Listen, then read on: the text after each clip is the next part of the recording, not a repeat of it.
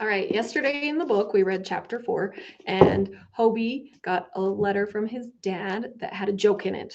And so when I went home, I started thinking of what joke I should tell you guys.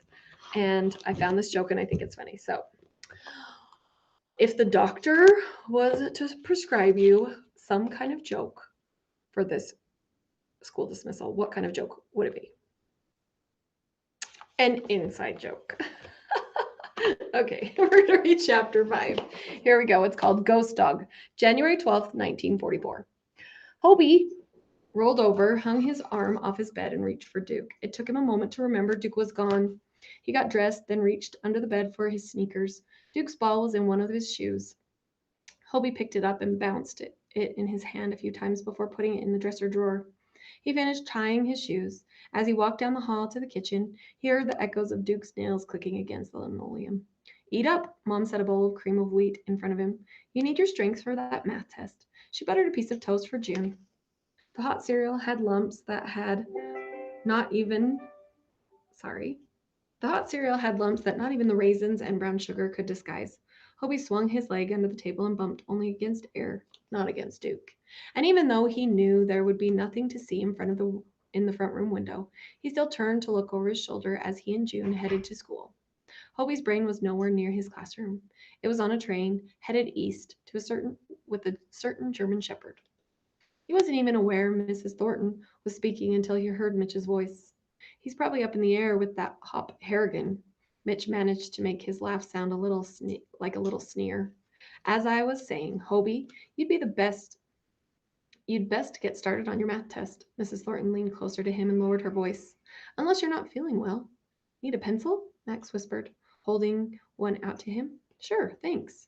Math wasn't Hobie's strong suit, under the best of circumstances. He hoped Mrs. Thornton didn't wear out her red pencil correcting his test.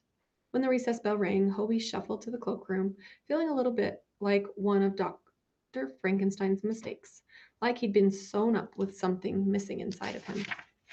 So, did you do it? What had Mitch eaten for breakfast? Looped fish? Fisk? Hobie took a step backward. Do what? Asked Catherine. She looked at Hobie. Give that dumb mutt away? Mitch blew a raspberry. He's too much of a baby. Dumb mutt, Mitch joined in. Duke. Catherine pulled her coat close around her. What happened to Duke? Some of the other kids gathered around. Hobie fiddled with the buttons on his jacket, stared at the floor.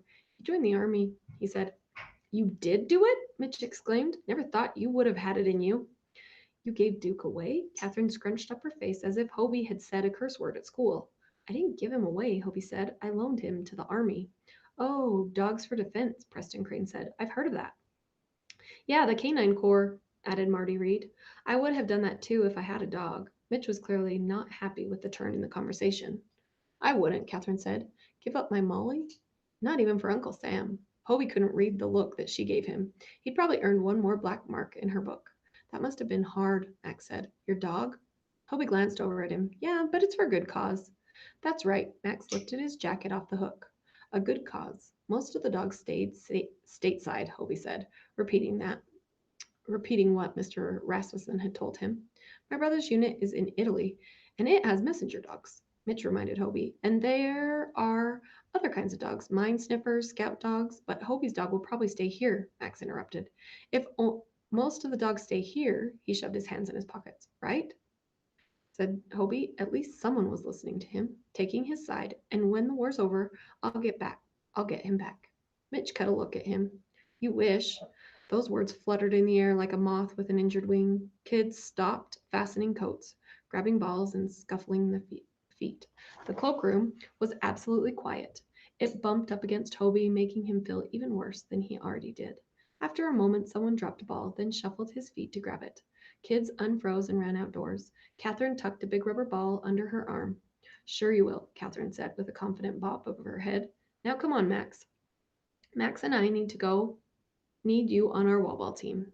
They convinced Preston to play too. The four of them creamed Mitch's team. As they scrambled inside after recess, smelling of the outdoors and wearing red cheeks and noses, Hobie actually felt good. As light as a balloon filled with helium. Not helium, hope.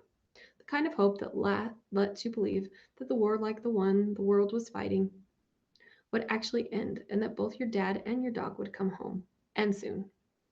All right, you guys, that's chapter 5. See you next time.